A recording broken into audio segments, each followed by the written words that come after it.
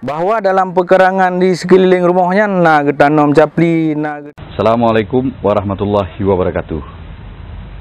Gule dari Medan truk Aceh Tim Uro lampuh kosong na di Aceh rata jit sago. Kiban napakat jino menyena lampuh kosong di samping rumah tak peglih tak pula mubago gule untuk tapajuh kedro supaya mak-mak di rumah nak tinggal peng belanja bacut. Dengan lom menyeatanyo tatim gerak nibak mandum gampung di Aceh, insyaallah Aceh akan makmu. Pulom gentim bantu oleh pemerintah. Jadi tiap uro kana gule Aceh di pasai-pasai bak kota di Aceh. Lagi yang kagak pubut oleh kelompok tani sahabat Pak Tani Gampung Kedeblang Idiraya Aceh Timur. Di sinan kelompok tanian gepegot demplot perkarangan pangan lestari atau menyebahasa kerenjih kekun P2L. Lam lampuh lebih kurang sirantinyan kagak pula rumpun nainan, sawi nainan, boh retu nainan, bak tomat nainan, bak capli nainan, bak labu nainan, truk bak timon naga pula. Memang bereh haju kerja. Untuk cara pula gule bak demplotnya rupajih naga bantu oleh petugas penyuluh dari kabupaten. Purunyan sabi gejak kenan, gejak Puruno anggota kelompoknya lagi gepegah oleh Sidro Kabit Keamanan Pangan Dinas Pangan dan Penyuluh Aceh Timur Khairul, geapit oleh Kepala BPP Penyuluh Idiraya Nadar Fikri, Pak Freelance News Bahasa Aceh ni Pak Urohameh 28 bulan 10 tahun 2021. Jadi lunyo wakili dari Kepala Dinas Ketahanan Pangan dan Penyuluhan Kabupaten Aceh Timur bahwa di sini na kegiatan P2L.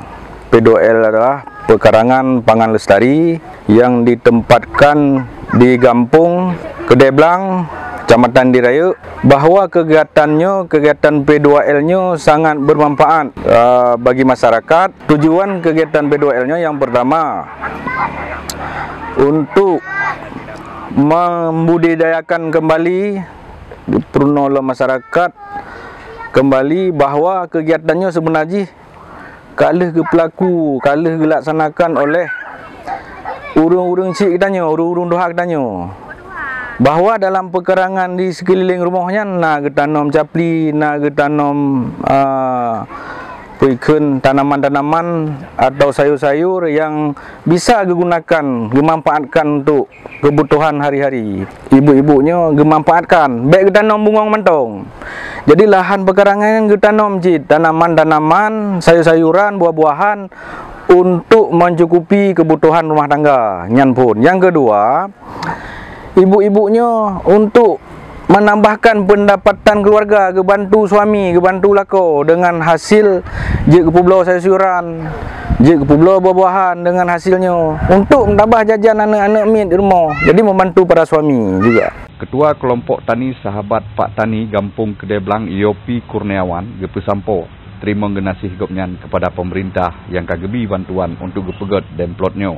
Long sebagai Ketua Kelompok Sahabat Pak Tani terima genasih kepada pihak Dinas Pangan dan Penyuluh, Dinas Pangan dan Penyuluh yang kamu bimbing kamu dan mendampingi kamu buat tempat pekarangan P2L-nya, dan sangat-sangat kamu berterima kasih kepada Pak Muslim SHI selaku anggota DPR RI Partai Demokrat yang kebantu kamu sit masalah P2L-nya dan mengharap sit keukunya lebih gejuk kepada kelompok sahabat Pak Tani khusus di Aceh Timur untuk membantu rakyat di bidang P2L-nya. Yopi kepegah lom ukenya gopnyan akan gekembang lom untuk pelara binatang ternak lagi mano kameng ngelemo.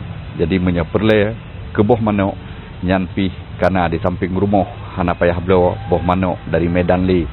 Habanyo gepesampo oleh Ilyas bin Ismail Freelance News.